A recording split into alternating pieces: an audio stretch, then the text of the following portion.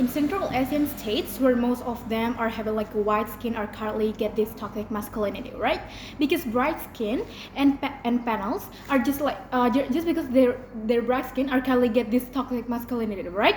Panels where social narratives spread in the society, our men have to have like this tan skins, for instance, and also with this imbalance for the men in the countries such as China, Kazakhstan, and etc., where we say it as a Central Asian states itself, because again it's their destiny to be born as the white one, right?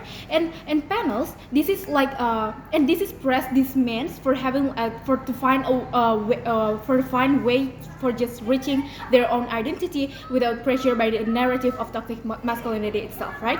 Panels, the opposition side of the house have to prove about why by superioritize women only could make you as a good movement, while you can conduct both for the like solving the problems itself, right?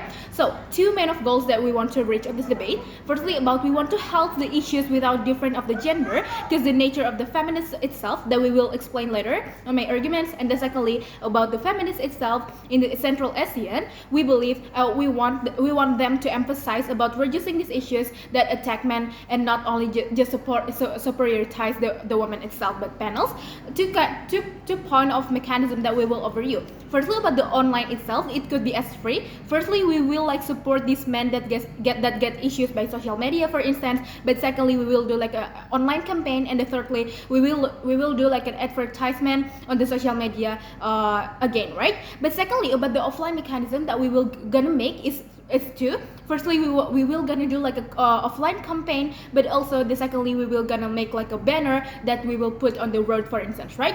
But panels, a bit clarify before moving forward about the feminist movement is a movement that not superiority the woman, right? We emphasize you that this movement is not only like talking about women again and again, right? So panels, two main arguments that I will bring on my point. Firstly, about what's actually the nature of the feminist movement itself and the Central Asian states, and the secondly about why is it matter then. Coming to the first argument then, we're talking about what's the nature of the feminist movement itself and the Central Asian states. Panels, first thing first, as we said before, we emphasize you many times that the goals of the feminist movement are not going to superiority the woman itself, right? Where they exist, but because of many reasons. They are stand for many reasons, right? First reason then, about they see the women are underestimated and they want to remove it, right? Again, because of what, ladies and gentlemen? Because these women are not treated as the same as the men that get the treatment. But please understand that this movement exists for the shape of justiceness, right?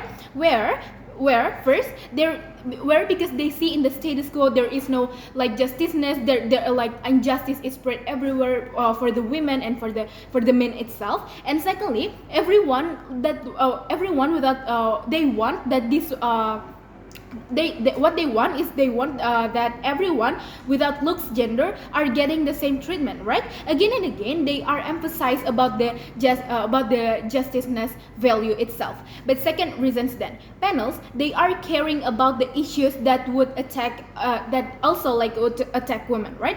As we characterized before, even though these women are looks like biased to women only, for instance, right? Because there's a feminist word in that point, right? Even panels, but it's actually not where from the movement itself we can characterize as like the S3 points. Firstly, the movement is something that they want to find a solutions of one problem. Secondly, this movement is something that want to help or support one each other forward towards an issues, right? And thirdly, they want this movement have a goals which they want to still exist for their duty, which again they want to solving a problems or one issues, right?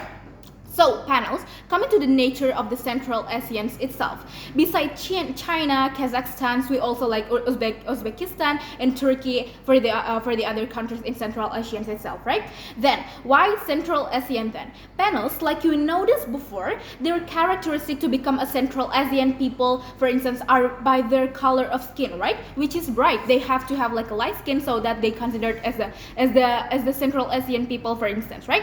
We have toxic masculinity everywhere everywhere, and we acknowledge that. But panels, not only in Central, like we said before, this toxic masculinity is not only in the Central ASEAN, right? But why do we so care for this feminist movement, for also like take care on that, especially in the Central ASEAN itself, ladies and gentlemen? Two reasons why. Firstly, about who else then beside this feminist movement that would care about this kind of toxic masculinity that spread widen, for instance, in the Central ASEAN, right?